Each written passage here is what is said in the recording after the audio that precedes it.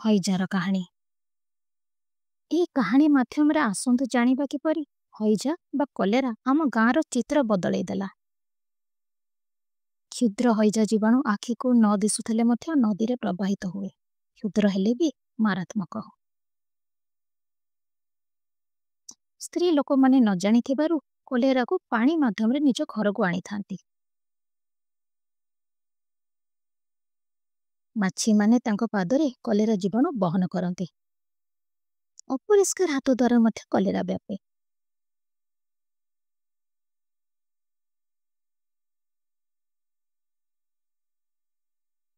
ପାଣି, ଖାଦ୍ୟ, ଆଙ୍ଗୁଳି ସାହାଯ୍ୟରେ ହଇଜା ଜୀବାଣୁ ଆମ ପେଟ ଭିତରକୁ ଯାଏ।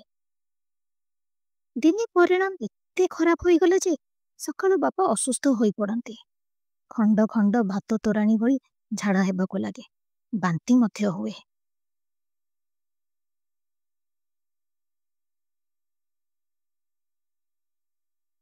ମୁଁ ଏତେ ଡରି ଯାଇଥିଲି ଯେ ଜୋରେ ସାଇକେଲ ଚଲେଇକି ସାହାଯ୍ୟ ମାଗିବା ପାଇଁ ଗଲି।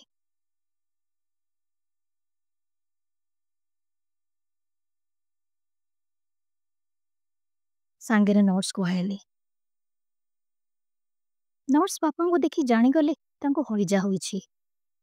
ବାପାଙ୍କୁ ବଞ୍ଚେଇବା ପାଇଁ ଆମକୁ ତତ୍ପରତାର ସହିତ କାମ କରିବାର ଥିଲା। ବିଶେଷ ଜଳ ପ୍ରସ୍ତୁତ କରିବା ପାଇଁ ଆଗ ପାନୀୟ ଜଳକୁ ସୁରକ୍ଷିତ କରିବାର ଥିଲା। ସେଥିପାଇଁ ପାଣିକୁ ଛାଣି ତାକୁ 1 ମିନିଟ ପାଇଁ ଫୁଟେଇଲୁ।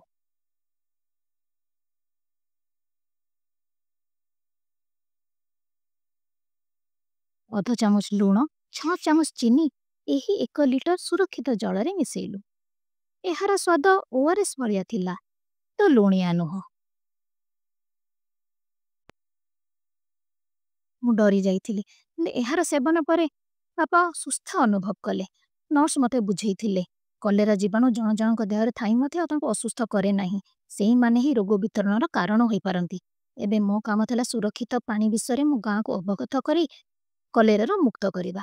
ଗୋଟେ ଝିଅକୁ ପାଣି ନବାର ଦେଖି ସେଥିରେ କ୍ଲୋରିନ ବୁନ୍ଦା ପକେଇ ଅଧଘଣ୍ଟା ଛାଡ଼ିଲେ ପାଣି ସୁରକ୍ଷିତ ହେବ ବୋଲି ଜଣେଇଲି।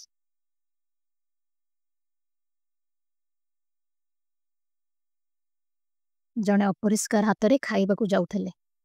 ତାଙ୍କୁ ଶୌଚ ପରେ ସାବୁନ ଓ ସୁରକ୍ଷିତ ଜଳରେ ହାତ ପରିଷ୍କାର କରିବାକୁ କହିଲି। ହାତ ପରିଷ୍କାର କରିକି ହିଁ ଖାଇବା ଉଚିତ।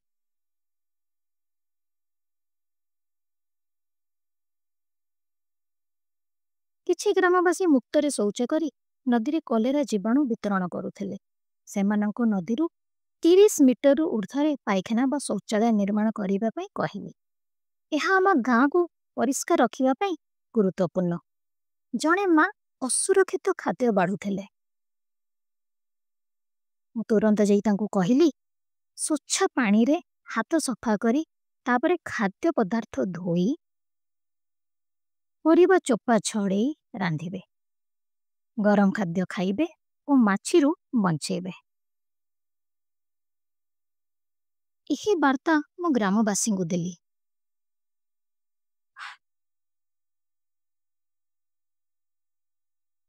ବାପା ଭଲ ହେଲେ ମୁଁ ଖୁସି ଥିଲି। ଗାଁ ମଧ୍ୟ ସୁସ୍ଥ ହେଲା।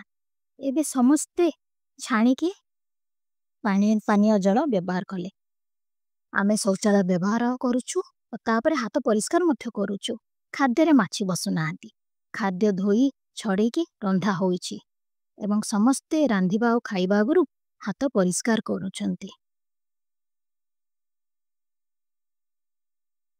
ଏହିପରି ଆମେ ଗାଁକୁ କଲେରାରୁ ମୁକ୍ତ କଲୁ।